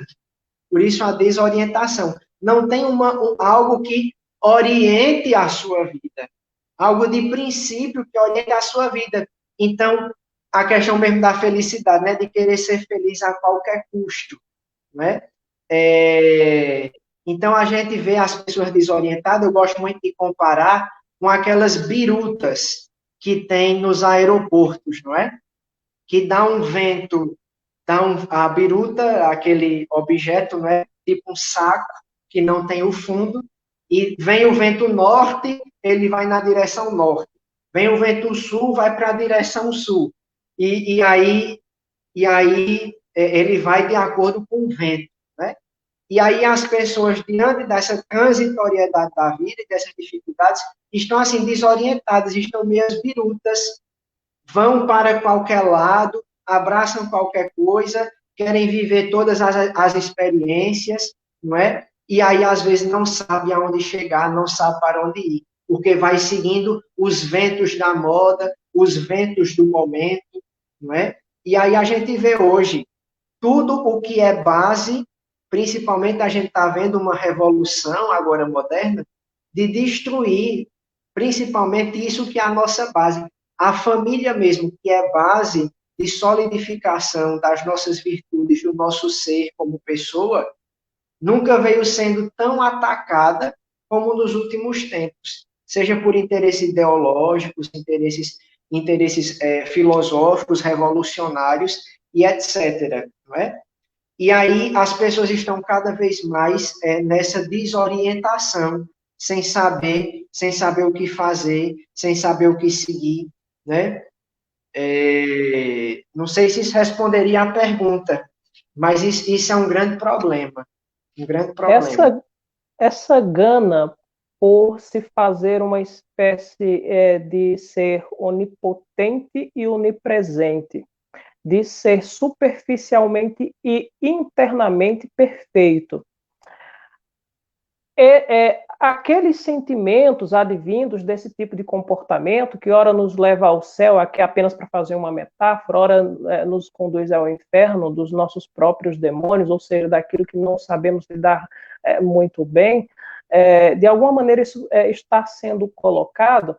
E aqui eu vou citar um filme, eu não sei se o pessoal que está acompanhando aí, a gente aproveita aqui, tem um filme chamado Sunset Limit, que é de 2011, é com Samuel L. Jackson, né, e é com Tom Lee Jones. O Tom Lee Jones é o diretor do filme, inclusive tem um debate existencialista entre o Tom Lee Jones, que é chamado de White, e o Black, que é o Samuel Jackson. É uma pessoa que acabou de sair da prisão e é altamente religioso, o outro é um advogado que não vê mais sentido na vida. Esse debate entre os dois, um tentando convencer que o suicídio não é a melhor maneira. No final das contas, este suicídio se materializa, né? E aí a gente se pergunta o seguinte: sentir-se órfão de Deus neste momento, né? Portanto, sentir-se sozinho, pois Deus é a última mola a qual a gente se apega, Frei Pedro Augusto, está muito mais vigente nos dias atuais, dá para perceber com muito mais facilidade. Por isso aí, esse comportamento tão suicida do ser humano. Aí, nesse caso, esse sentir-se órfão de Deus, não é? Eu acho que a pessoa que chega a se sentir assim, órfão de Deus, ele de fato já está tomado por diversos fatores que estão embotando a sua vista, não é? Da própria realidade. E as pessoas estão só se fechando, muitas vezes, nos seus problemas, né? E dá uma super importância, muitas vezes dá uma super importância para os próprios problemas, dá uma super importância para o sofrimento, né? E aí muitas vezes entra no problema do desespero. E a pessoa se desespera da salvação, a pessoa se desespera de Deus, porque fica se perguntando muitas vezes, né? Mas onde está Deus? Né? E muitas vezes Deus está ali ao nosso lado, mas nós não percebemos a presença dele. Porque de fato é uma presença muitas vezes invisível, uma presença que se dá no silêncio, né? Então, e isso faz com que gere muitos conflitos de fato nas pessoas e às vezes se verem de fato sem alguma saída. E aí, essa orfandade de Deus, eu acredito que seria de fato um ato de desespero, um ato onde a pessoa já não consegue mais ver Deus em nada, já não consegue mais sentir sentido em nada, já não consegue mais ver nada de bom em nada, né? E aí acaba se fechando e se reduzindo apenas ao seu sofrimento, às suas dificuldades, como se isso fosse a finalidade e a única coisa que existisse na sua própria vida. Pois é, me parece que saber lidar com o sofrimento, né, é algo, é uma montanha muito íngreme, o ser humano ainda está tentando lidar com isso, e talvez justamente esse auto-julgamento de perfeição, e nesse auto-julgamento de perfeição, muitas vezes ele busca se assemelhar inconscientemente, eu diria até, a Deus, porque apenas Deus teria essa perfeição da onipresença, da onipotência, da onisciência. Eu não sei se o Frei concorda comigo, mas muitas vezes as pessoas querem saber de tudo, querem estar presente em tudo, querem ter o poder de tudo, querem decidir tudo, querem ter razão em tudo. Então, ou seja, querem ser perfeitas, né? Me parece que o primeiro plano seria: eu não sou perfeito, eu sei das minhas qualidades, eu sei também dos meus problemas, errar é humano, procurarei consertar. Estar em meio ao problema pode me fazer também uma pessoa muito melhor e muito mais forte. E aqui eu vou trazer para a nossa conversa um filósofo que nós conhecemos aqui, que é o Friedrich Nietzsche. Né? O Nietzsche ele tem pensamentos muito contrários à religião, ele entende a religião como uma muleta e que o ser humano ele não precisa de tal muleta, mas ao mesmo tempo ele entende que é preciso lidar com as mazelas do corpo, que é preciso assumir o corpo como algo importante. Ou seja, nesse sentido, nós poderíamos falar sobre o sofrimento, aprender a lidar com o sofrimento e entender que faz parte da vida, não é, Frei? Sim, sim, com certeza. O sofrimento é algo inerente, não é, à vida humana. Não existe vida humana sem sofrimento. É uma marca que está aí na nossa vida. Mas o bonito, trazendo para a visão religiosa, não é ver que Cristo vem nos dar esse novo sentido ao sofrimento. E Ele mesmo carrega todos os nossos sofrimentos, carrega todas as suas culpas e se entrega por amor a cada um de nós na sua morte de cruz. Então, com o sofrimento de Cristo, o nosso sofrimento, ele ganha, quer queira, quer não, um novo sentido. Ele ganha uma nova forma da gente agora viver o sofrimento, porque ele ganha essa marca do amor. Né? Cristo sofre na cruz e morre por nós por amor.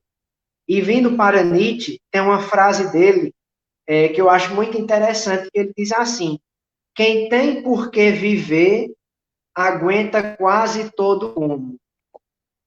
Ou seja, quem tem por que viver, aguenta quase todo um povo. Ou seja, se nós temos um porquê do que viver, um porquê até, um porquê de por que sofrer, né? Então a gente pode suportar quase todo o povo. Eu sempre gosto de citar, por exemplo, o sofrimento dos pais em casa. Quantas noites, muitas vezes, mal dormidas, porque a criança chora à noite, etc. O trabalho todo que a gente sabe que uma criança dá à noite, então é noites sem dormir, dores de cabeça, dificuldades, não é? A mãe, principalmente, está enfrentando tudo aquilo, mas por que a pessoa está sofrendo tudo isso? Porque ela ama o seu filho, porque ela tem um amor pelo seu filho. Por isso o sofrimento, não é? Então, O amor e a ágape, gente né? é o ágape, justamente. É essa doação da vida. E aí, quando entra para essa questão do corpo, não é? Nós somos seres formados por corpo e alma, não é? São Paulo já vem nos dizer na sua carta que existe uma lei que está contrária à lei natural e que essa lei age contra os meus membros. E que essa lei muitas vezes me faz com que eu queira fazer o mal que eu não quero. Eu quero fazer o bem, mas termino fazendo o mal. Né? E aí a gente cai nessa questão da matéria, né? Corpo e alma. E aí a linha que nós temos que tentar caminhar é a linha justamente do equilíbrio. Não é? Nem tampouco nos afugentarmos no hedonismo, ou seja, no prazer pelo prazer, da satisfação corporal, né? É algo até irracional. Tudo que o nosso corpo pedir, a gente vai dar? Não, né? Não pode ser assim, né? Senão nós viveríamos uma vida irracional, né? Uma vida irracional, a busca do prazer pelo prazer. Então a gente tem que ter cuidado nem para cair no hedonismo, nem também para cair num dualismo platônico, não é? Ou nas tendências gnósticas do maniqueísmo, por exemplo, o maniqueísmo que dizia que o corpo é mau e a alma é que é boa, e que o corpo é uma prisão da alma, né? A matéria está aprisionada na alma. Não, não é? Nós somos um ser dual, corpo e alma, mas que um está ligado ao outro, né? E a vida humana se dá justamente pelo fato dessas duas realidades, corpo e alma, não é? Uma alma que é imortal e um corpo que vai perecer,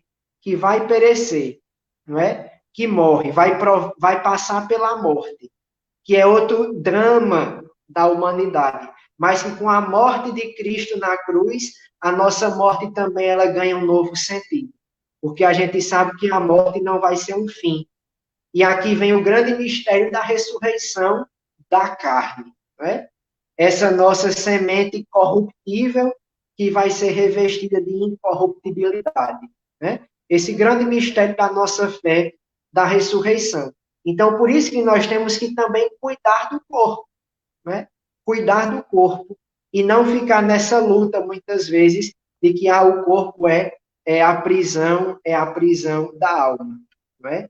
E às Pois vezes é. também tem muitos erros de alguns que querem criticar a igreja das suas formas de mortificação, dos jejuns, das penitências, da mortificação, e muitos querem fazer isso uma leitura como se fosse um dualismo que influenciou o pensamento da igreja, não é? Mas o meio de mortificação, o objetivo da igreja não é isso. Não é colocar com que a alma entre em conflito com o corpo, mas justamente ordenar essas duas realidades, né? Ordenar justamente através do que na ascese, no campo ascético da igreja, nós vamos chamar das mortificações, né?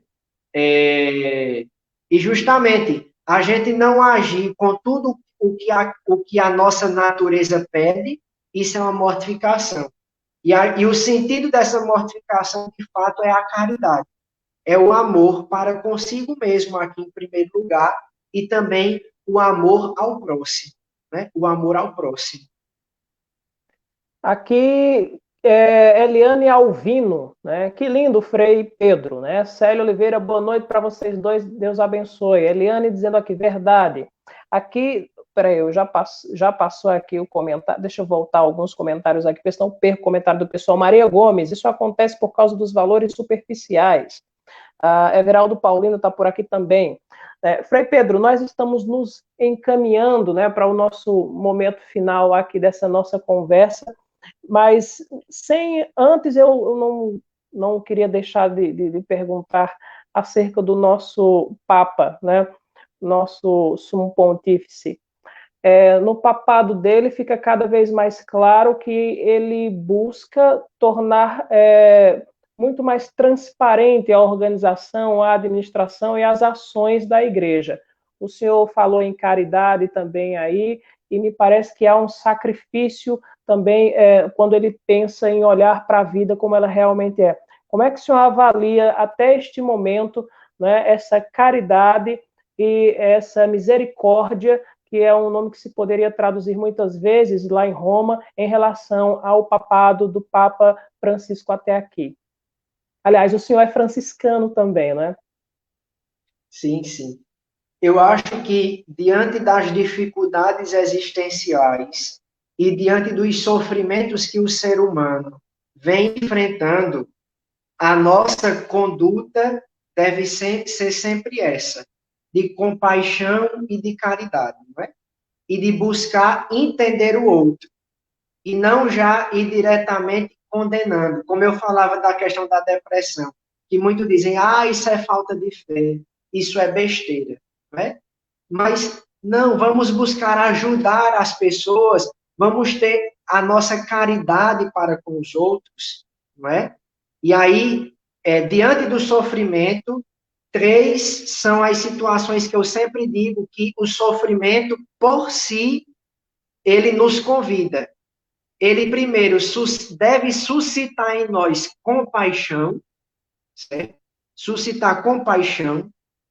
Ele também deve inspirar em nós o respeito pelo outro, o respeito pelo sofrimento do outro, ao invés de condenar, ao invés de julgá-lo, procurar como é que eu posso ajudá-lo a sair dessa situação de desespero e de dificuldade.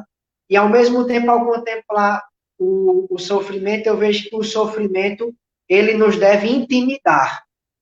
Nos intimidar a nos sair da nossa inércia, né? E, de fato, agirmos com essa caridade, com essa misericórdia para o outro, né? Então, eu resumiria a resposta nisso. Diante do sofrimento, o sofrimento deve sempre em nós suscitar compaixão, inspirar respeito e nos intimidar, né? Não para sermos indiferentes, né? A indiferença também é um grande veneno do mundo atual, né? Ser indiferente à dor do outro, né? Isso é um grande problema atual. A gente vê mesmo a questão das redes sociais, né, voltando, muitas vezes a pessoa ali está fechada no seu mundo da rede social, às vezes tem uma pessoa precisando de ajuda de lado, ao seu lado, mas você ignora e é totalmente indiferente porque está ali fechado, ali no seu mundo e parece que nada mais importa que o mundo desaba. E o mundo vai desabar e a pessoa às vezes está perguntando o que é que está acontecendo mesmo, né? E acorda para a vida, está acontecendo algumas coisas, né? Ao seu redor, né? O mundo não gira em torno do nosso umbigo, em torno de nós mesmos, né? Então, o sofrimento nos deve intimidar. Pois é, eu acho que quando alguém disse, seja mais sol, a pessoa pensa, bem, seria o centro de tudo então. Né? Acho que a compreensão foi errada, né, Frei? Frei Pedro Augusto, foi um prazer inenarrável, tá? Um prazer inefável tê-lo aqui neste nosso bate-papo, que teve o objetivo de lançar, né, muito mais luz para uma discussão muito mais profunda, evidentemente, em relação ao Setembro Amarelo, né, a esse ato que ainda é visto de maneira espantosa pela sociedade, pelo mundo inteiro. Então, que o suicídio está aí, nós já sabemos, são dados horrorosos, mas imagino que isso diz também sobre nosso atual comportamento diante da vida, diante das pessoas, né? Talvez estejamos buscando na nossa bolha uma resposta que não virá de maneira alguma, de maneira unilateral, né? O ser humano ele veio para ser coletivo, me parece, e ao buscar tudo para si, ou seja, esse egoísmo, e aqui para citar indiretamente o Papa Francisco, em determinado momento, ele perguntou, ele disse, não seja egoísta, ao tentarem tocá-lo em determinado momento. Então, fica aqui o meu respeito, o meu carinho, muitíssimo obrigado, né, por ter aceitado e ter cedido esse teu tempo corrido aí na Bahia para a gente aqui conversarmos sobre um assunto tão importante, tão pertinente, tão essencial. Eu gostaria que o senhor agora fizesse suas últimas ponderações. Muito bem, desde já, os agradecimentos são todos meus e uma alegria assim imensa, não é? Podermos debater um pouco e conversar sobre esse tema tão importante nos tempos atuais. E a mensagem final que eu gostaria aqui de deixar é o seguinte, né? Certa vez eu escutei uma história de um padre muito interessante, dizendo que uma senhora chegou para conversar com ele e essa senhora dizia, mas eu não aguento mais o meu marido, né? Porque ele me impede de fazer isso, isso e isso. E eu não aguento mais meus filhos porque estão dando dor de cabeça, porque me impedem disso e daquilo. Eles estão me pedindo de eu ser feliz, estão me pedindo de eu me realizar e eu não tenho, mais vida para mim, etc. Né? E o padre, de uma forma muito inteligente assim, olhou para ela e disse o seguinte, mas minha filha, de fato, você não tem vida. A nossa vida é para o outro. Nós temos uma grande missão aqui na Terra, né? E aí o senhor falava da coletividade, né? Então aqui entra esse aspecto. A nossa vida é para o outro. Então, que o nosso serviço e a nossa doação não seja para nós um peso, mas que nós possamos a cada dia transformar a nossa dor em amor. Dor em amor. Sofrimento em amor. E a gente não precisa, por causa do sofrimento, tirar a nossa vida. A gente não precisa, por causa das dificuldades da vida, ceifar a nossa vida. A gente precisa, ao contrário, dar a nossa vida. Não precisamos tirar a nossa vida, mas dar a nossa vida. E eu termino com as bem-aventuranças do Evangelho, de São Mateus, o capítulo 5, né? É interessante que, certa vez, um frade chegou para São Pio de Peltrautina, que amanhã celebraremos a memória dele, reclamando porque estava sendo perseguido, porque estava passando por dificuldades, porque estava passando por aflições, por injúrias, por todo tipo de mal, não é? E aí, Padre Pio olhou assim com muita sabedoria para ele e disse o seguinte: mas as aflições e as dificuldades não devem ser um peso para nós, mas sim uma bem-aventurança. Isso não é um sofrimento ou uma dor, mas uma felicidade. Por isso que Nosso Senhor, no seu discurso, vai dizer: felizes os aflitos, porque serão consolados, não é? Felizes sois vós que forem injuriados e perseguidos, porque cada um de vós receberá a vossa recompensa no céu, não é? Então, felizes vós perseguidos, porque serão chamados filhos de Deus. Então, o que a gente pensa muitas vezes que é dificuldade, na verdade, pode ser o nosso caminho de realização pessoal, o nosso caminho de realização humana, de realização cristã. Então, é isso. Devemos cada dia abraçar a nossa cruz, porque a nossa cruz ela não deve ser um peso para nós, mas a nossa cruz ela é de fato salvadora.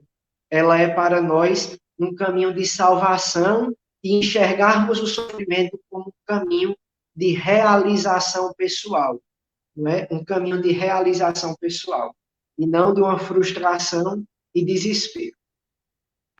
Muito bem. Com isso, nós ficamos por aqui, ou seja, não fujam da cruz. Ela faz parte também, né, desse nosso caminho. Olha, está aqui chegando mais gente, a Alda, por exemplo, chegou aqui, a Lucilda Farias também, dizendo que muito bonito aquilo que o senhor colocou agora no final da nossa live. Gente, olha, eu aqui agradeço, né, pela última vez aqui nessa nossa live, agora o Frei Pedro Augusto, né, ele gentilmente me atendeu e fechamos rapidamente essa live aqui para falarmos sobre esse assunto, dizer que ele é cabroboense, sim, né, mas foi estudar, né? Ele foi também seguir o caminho dele, e o caminho dele está nesse momento, né, com o trabalho espiritual que ele desempenha nesse instante. Muitíssimo obrigado a todos, uma ótima noite. Frei, obrigado, tá? Então, até a próxima, tá bom? Se Deus permitir. Gente, boa noite. Tchau para todos. Muito obrigado. Até a próxima. Boa noite, forte abraço e lembrança ao povo cabroboense que me assiste. Um grande abraço.